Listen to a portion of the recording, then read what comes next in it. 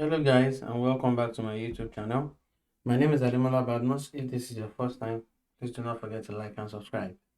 So in this video, we'll be talking about, we'll be concluding our Python crash course. So in this video, the first thing, the better way to actually create a class is to first create a dunder method. What's a dunder method? The dunder method looks like this. So now what does the dunder method do? Oh, sorry, I forgot something here. When you're creating a dunder method, you have to start with a function, and it looks like this. So what does a dunder method do? This init method, like some people call it, is like a magic method. Some people actually do call it magic method. So what it does essentially is all the parameters, like one way I can actually explain this that will make sense to you is that if you've heard of global variable before, like this is where you can actually do your global variable magic inside the class. Whatever you put here can actually be reusable, can be accessible to every other method. So let's say we put this number 1 and number 2 as parameters, right? So it means that here, if we say self, now this self that you're putting here does not mean that by convention self is what is there. You can actually put another word entirely if you like, but it's self, it's like a representation of what is going on there. So if I say self first, or let me just call it the same number. Okay, let's, for better analogy, let's say first, and let's call it second. So you can say self first equals first, and self second equals second. So these two variables can be accessible to every other method I want to create here. So let's create the add method. So we say add, call it self. So we can say here return self dot, as you can see, it's accessible plus self dot second. Well, we create the last one and say subtract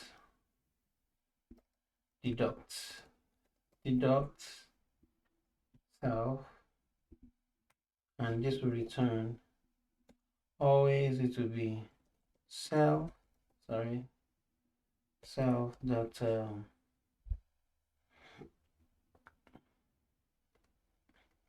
we could actually do if self dot first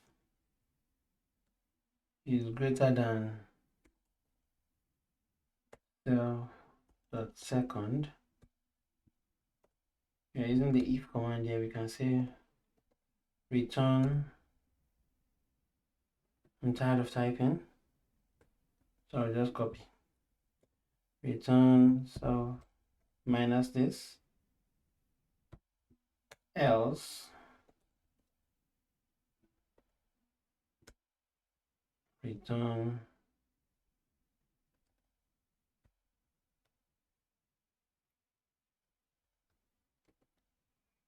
self dot second minus self dot first. I'm trying to avoid a negative number, right? So with this, we have created a simple class.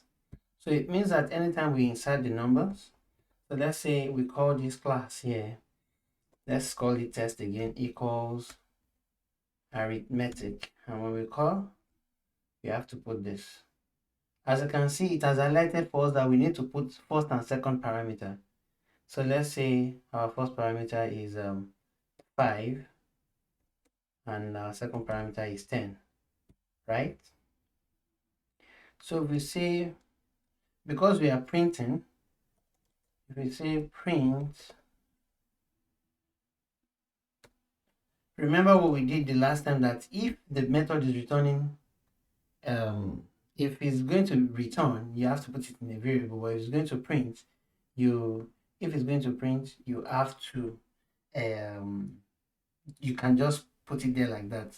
So this, we are doing this way, and let's see if it will give us an error or not. So let's run this. We're expecting our answer to be 15. So our answer is 15, so it works. So let's do deduct and see. Let's copy this and put here. So we call this deduct. Good. And let's run both and see what happens. So as you can see, it followed the instruction that we put here, that if first, which is 5, if it is greater than second, it should minus. Else, it should minus second from, it should minus first from second instead, and that works fine. So I hope this hasn't confused you on how to create a class. So you can imagine, so which means anytime you just need to do the simple addition or subtraction of two numbers, you can always use the class arithmetic rather than write, okay, I have 300 today, I have 400 today, okay, let me just add it together and start doing a calculation. You can just use this template. So that's the that's just to introduce to you how classes work. So in the next video, we will be talking about